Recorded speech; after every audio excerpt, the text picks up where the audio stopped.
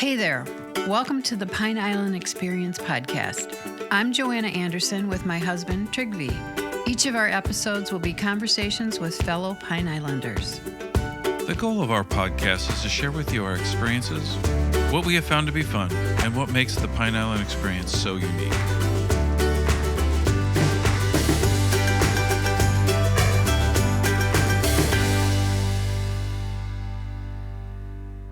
The latest song that I'm releasing, it's called Eve of Revolution. And I wrote that back in my 20s. As most people probably would agree, I have no idea what I meant in my 20s. I don't know.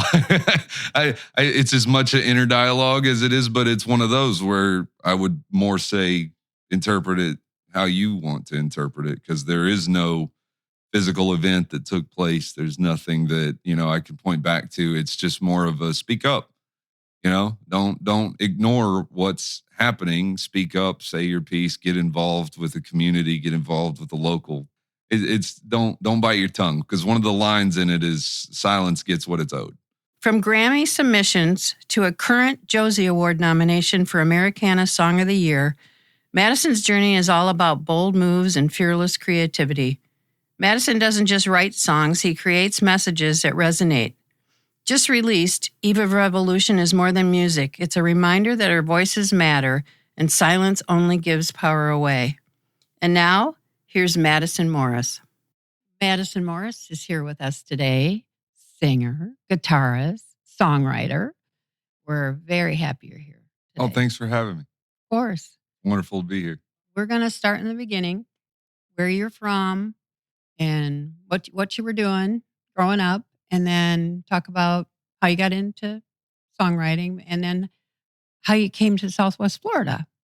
Well, originally I started in. I was born in Texas. I tell people all the time, at this point in my life, I'm half Texan and half Floridian. So it's kind of either I got a really good shot or something went wrong. But it's I was in Texas. That's where a lot of my my musical influence comes from, was Texas. And back, I think it had to be around like 2005. My dad got a job down here, and I had nothing going for me at the time.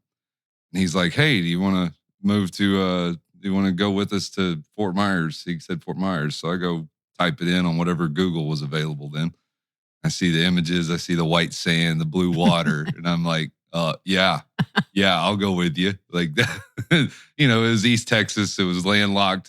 We had one lake that we kind of, so he's like, "You want to go to Florida and check this out?" And I'm like, "Absolutely, of course." And so that brought me to Cape Coral, which we lived there for a long time. And ultimately it was Hurricane Ian that kind of uprooted us over there. And we ended up coming out here on the island, playing some music. And normally when you get wiped out by something like that, you don't want to move closer to the water. But I saw the people out here the way they were. I saw it's a great community. It was obvious to me as soon as I came out here.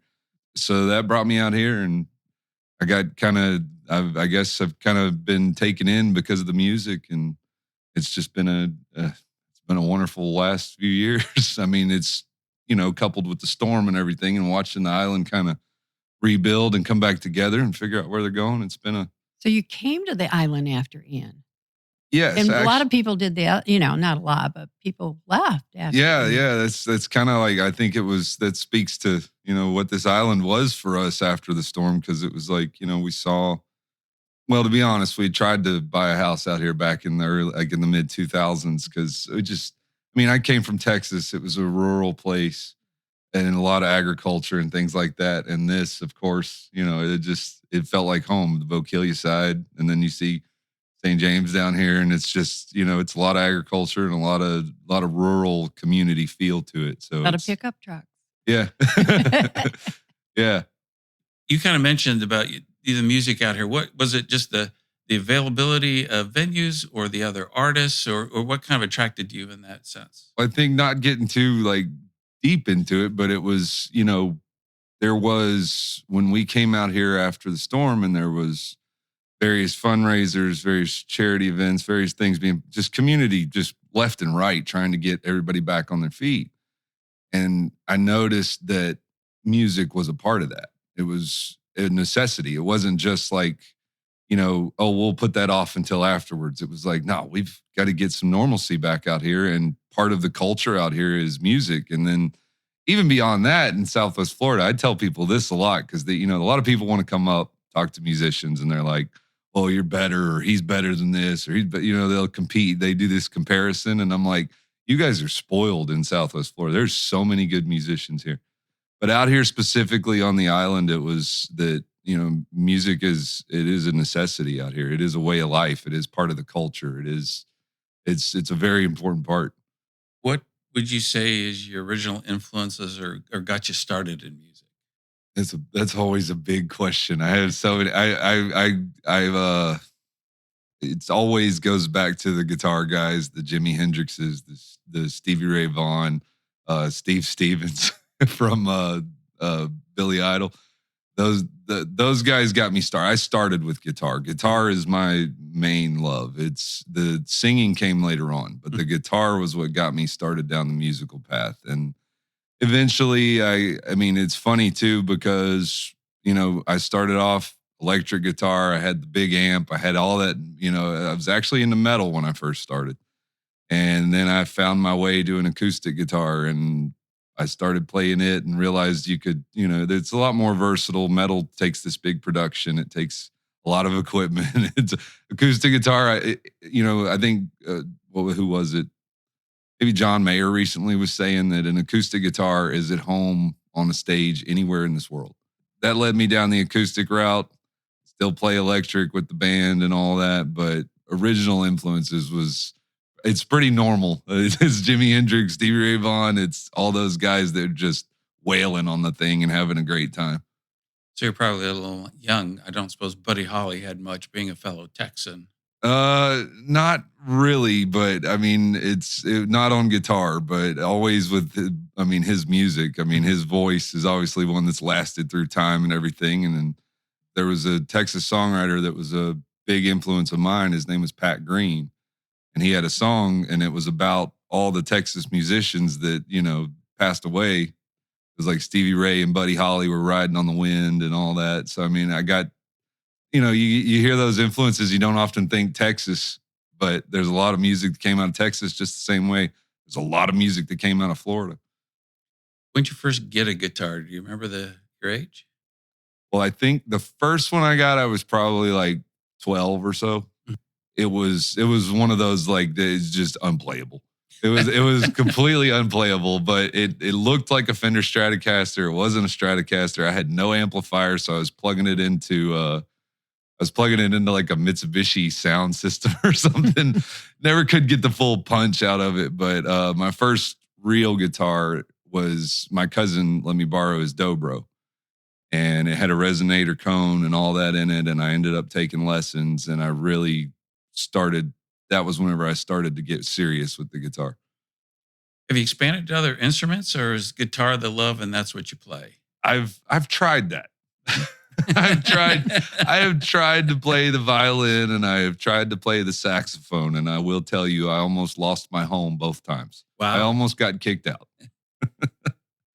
I've decided the 6 strings on the guitar and that format is what I've, gotten comfortable with. I can sit down at a piano and make you think I can play, but I really don't have a clue what I'm doing. And no 12 strings, so you're focused on 6, both electric and acoustic. Every once in a while, I'll pick up a 12 string and mess around on it, but it's, for me, what I'm doing stage dynamics wise right now, it's very hard to integrate that 12 string into it. They always have a special place in music whenever it's a 12 string. Did you always want to be in music? I mean, you're at 12, you're starting to learn guitar, or you have a guitar. So did you have other career ambitions and it was going to be a side hobby, or have you kind of always had that dream that you were going to be a musician performer? I think it's, for me, it's always been that, I was in government for a while. That was my previous life. And I don't want to go down that road, but I have always had just a interest in, when guys are playing guitar on stage, it's a fun part of life, music. I mean, everywhere you go, it's very rare that you go to a place where there's live music occurring and you're like, this is, not interesting, or this is not, it's always where the fun people are too. So, I mean, I've always had an interest in being a performer that way. And I mean, just from what I'm doing now, I mean, I'll be honest with you, it doesn't look anything like you thought it did. I have a very newfound respect for musicians that travel and play all the time. It certainly takes a high level of commitment. It takes a lot of work. It's a lot of looking at the obstacles and go, how can you overcome that? Because there's just nothing but obstacles in it. So yeah, I've always kind of wanted to. I've always let the guitar for me is a place where I can go and nobody can be in my head. I can be alone. I can be playing. It's my world. So You said the singing came later. Do you remember what kind of caused that transition, or where you got the interest to add in the singing? I exactly remember that because and it's one of those stories too where you get the truth later on from your parents.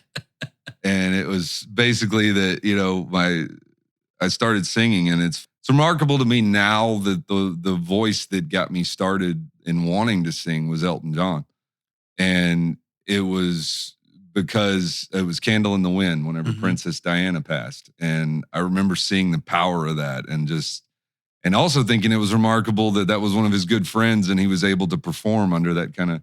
I don't know why that hit me back then so hard, but it did. But yeah, that was what got me going. But my parents were like, "Oh, you have such an aptitude. You can sing. You really do."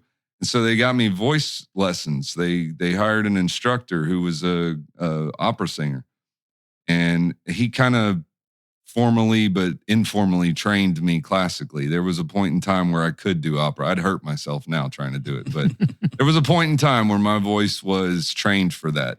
And that was really what, taught me the basics, taught me how to protect my voice, taught me how to, treat it right if you're going to be gigging with it, touring with it, whatever. And I don't know, it was maybe 3 or 4 years ago, my dad was like, "Oh no, we had to get you lessons because it was so bad we couldn't listen to that." So yeah, it was like, yeah, it was pretty rough listening to you upstairs. So we got you vocal lessons. We knew you did have an aptitude, but as far as thinking it sounded great when you first started, it was like, not really. I mean, They didn't want to hurt your feelings. yeah. Well, I think they really they always kind of. My mother was a very she did in college, she did fashion design, and she did a lot of artwork, and she was a very artistic person. Even whenever I was in school, she did all the events at the school. She would do the decorations. So she always kind of pushed me into art and just wanted me to chase it any which way I could. So she was a big driving force in that too, in that you need to do art, and there is the other, maybe you need to take a career path, this and that and the other, but she always thought you need to keep art in your life. And did you start like, kind of a bunch of guys as a garage band, or do you remember when you first started to perform and kind of how that opportunity came about? I dabbled with it. I didn't do it very often in my 20s. Like I kind of went down to another career path, like for a while there. But it was always there. The guitar was always the place I ran to, in the evening whenever I didn't want to think about what was happening in the day. Always run to the guitar, and always kept myself sharp, and always just kind of I'd mess around with recordings and things like that. And then here comes, Hurricane Ian. And a little bit before that, my wife had decided that we were just going to, start and try to do music again. And she was going to help me. She manages me. She does all my booking. I tell people she just props me in the corner and I start playing somewhere. So, but yeah,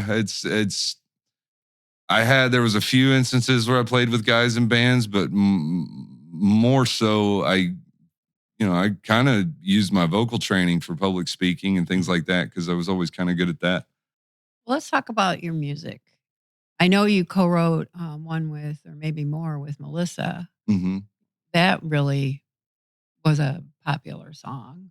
That was one, We're All Still Here. And it was after the hurricane. We were staying in Cape Coral, and I'd written a Facebook post describing everything that had happened to us through Hurricane Ian, and talking about, I guess I just had a reaction to it because it just changed everything in 24 hours, everything. we sat down in the dark and just I started playing guitar, coming up with the chord structure and the progression. And then she was there. We were coming up with what elements of what we were writing it mainly as a therapy. We had to get it out, like what happened. And it was, it was pretty shocking, some of the imagery that we experienced, because we're in the Cape and we're watching Blackhawks fly by towards Pine Island, Sanibel. For 3 days, we had no idea what was happening.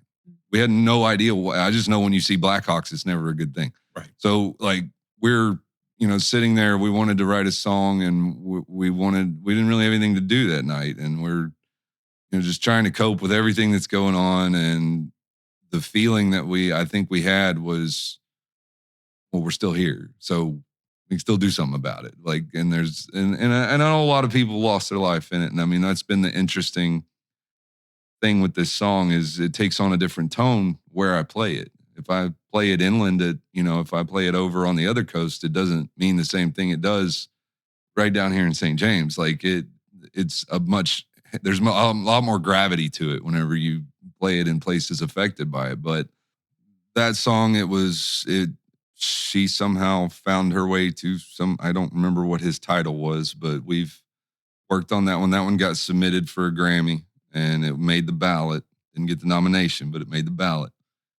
That really, just being able to go around and play that. And I mean, a lot of people were saying it was a song of resilience. It was a song of, getting through this. And there was a lot of good feedback and good reaction to it. And it was therapy for the survivors too. Absolutely.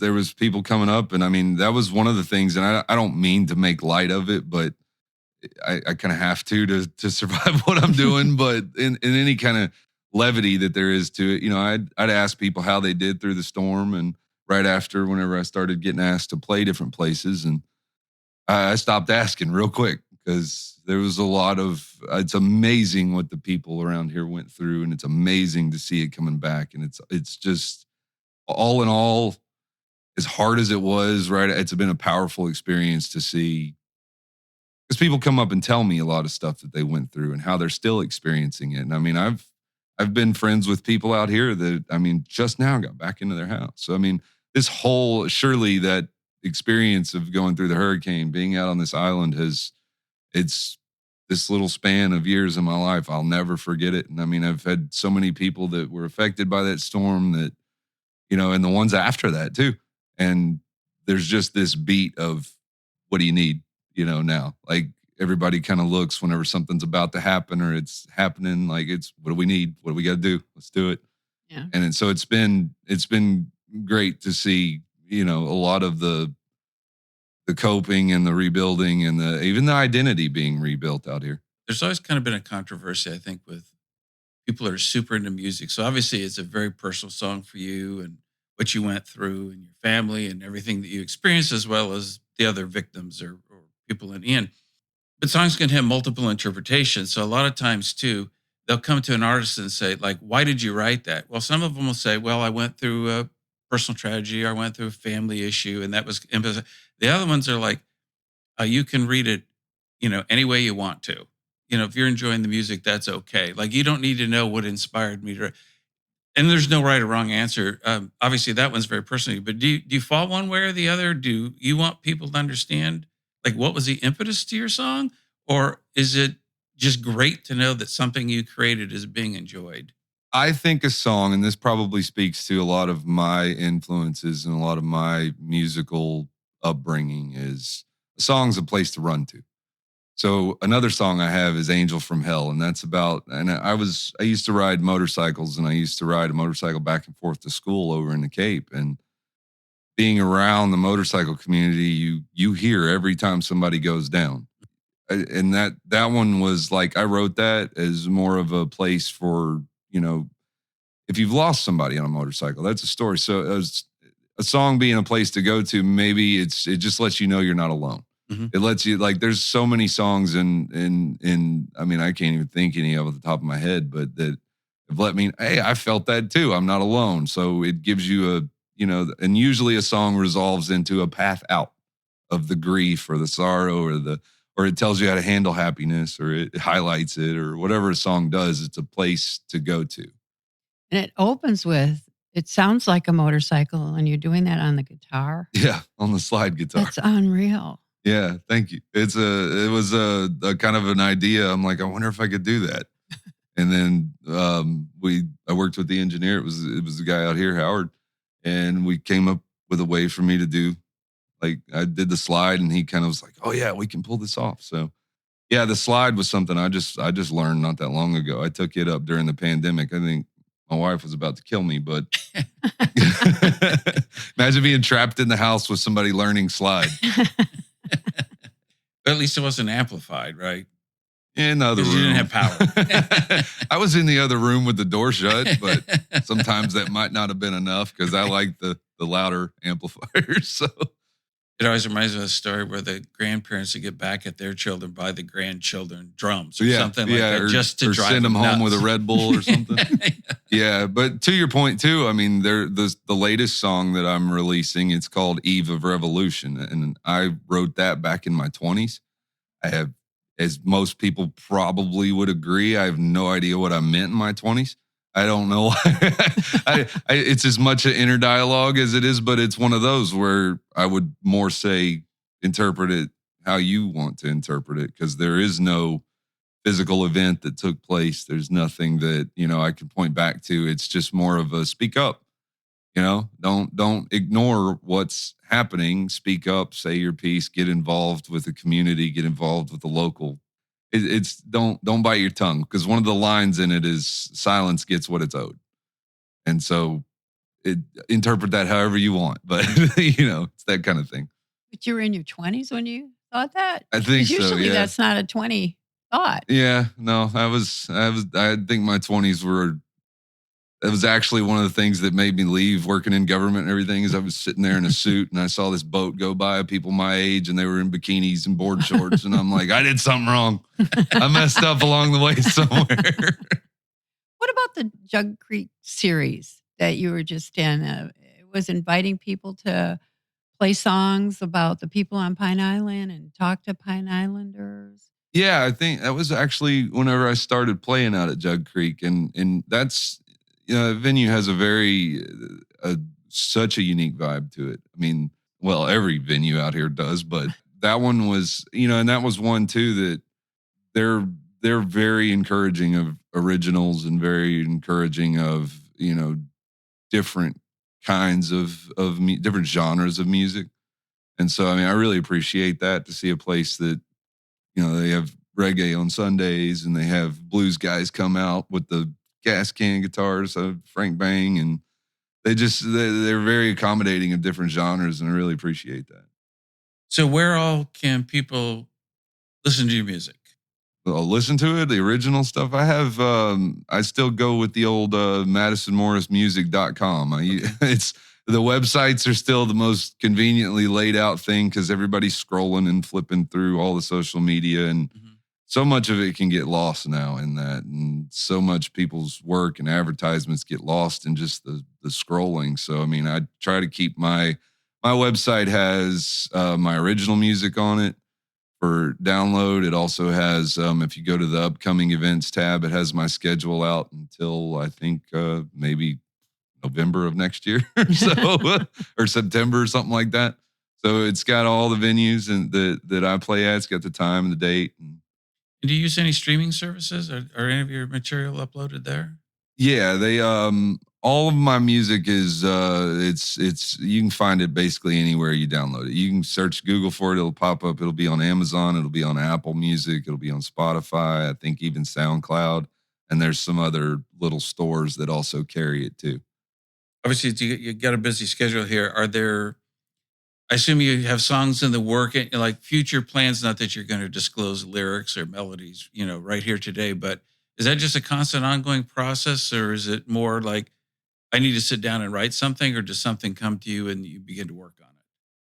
I think it's, it's not always the same. Like whenever I wrote We're All Still Here, that was, we need to get this out. We need to, this needs to be. And then following that up after the whole making the Grammy ballot and all that, I wrote another song. It was called Hard Rain.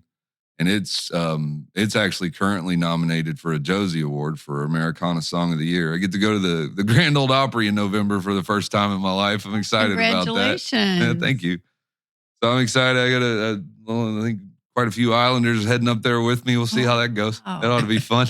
Well, like right now, I'm focused on releasing this one, and there's been instances. I'm still learning as I go too. I mean, the way that a songwriter might find songs. Even I'm starting to hear some other people. I'd like to work with them. I'd like to maybe help bring those songs to life if it's not something that I'm on I do the songwriter and that side of it too, along with. But I mean, I look at a lot of what I'm doing right now, where I'm playing all these different venues out here. I'm playing different venues in Siesta Key and West Palm Beach. It's akin to campaigning and knocking on doors. Like it's not just the broadcast. My life's not real predictable that way, where I can just say, "Oh, I want to do this. I want to put this song out." Then it's like we got the chance to put one out right now, so I'll put one out. I'd like to get to where I'm releasing more material so that I can build out, more original stuff. But for right now, the world's changed in music. You don't have to release whole albums anymore. You can release one song at a time. So you just, as the opportunities arise and the people that you can work with have open and things like that, that's when the songs kind of come to life. And how's it different from, say, the recording studio, which I assume is a somewhat safe, creative place, for lack of a better phrase, versus performing live at these venues, which is, another pleasing experience, but you've got people and their reactions and, potentially equipment failures or the little things that come along with that. It's I say it quite a bit that recording versus live to me is right and left brain. It's two separate brains. It's when you're in the studio, you've got a very formal click track that you're having to time everything to. I've even kind of joked about it that whenever I'm playing live, I use songwriter timing. I can speed it up and slow it down however I please. Now, when I'm with my band, which is Jay Black and Bob Bannon, and we're called the String Fellows. We have it's a more, you all got to kind of find the beat, and it's recording studio to live is just, it's two separate brains. But as far as safe space goes, I think I've kind of, everybody's having a good time, and usually it is funny to me because the safe space tends to crop up at the end of the second set, into the third set, where everybody's a little bit looser. They've been drinking a little while, and we're all there to have fun at that point. So the beat gets a little not so important. A little loosey-goosey. Yeah, it's all about, like, to me, it's the scene. It's everybody's there to hear music. It's not about, whenever I'm doing these gigs, I don't consider it solely about me. It's, there's the staff, there's the people there that are wanting to be entertained, and it's, you're part of the whole night. The whole night takes a team, whether it's the customer, the staff, or the, and it's fun to me now. It's really gotten to be a fun thing to play live and get to know people, get to meet people, get to just, it's crazy. I mean, it's a wild thing.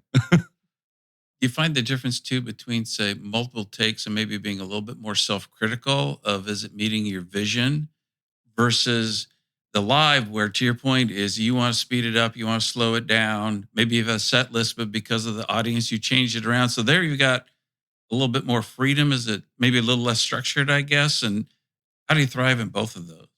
Well, I think that's it's an interesting to have learned some of playing out live. And I know there's a bunch of musicians out here that, I mean, they figured this out with time too, is there is a psychology to it. Like, if people are up and dancing and they're moving and they're into it, you're going to get more out of the musician too. So you're going to play more upbeat songs. And whenever there's a lull, you can kind of slow down, or even if, because loud, happy, fun songs that are fast, they really take it out of you. So you got to say, I want to slow it down for a minute, and you play something and let everybody kind of get resettled. There is an art to keeping the night going, and to try to do, but in the studio, it's pretty rigid. This is what we're going for. It needs to be on this mark, and it needs to be, but at the same time,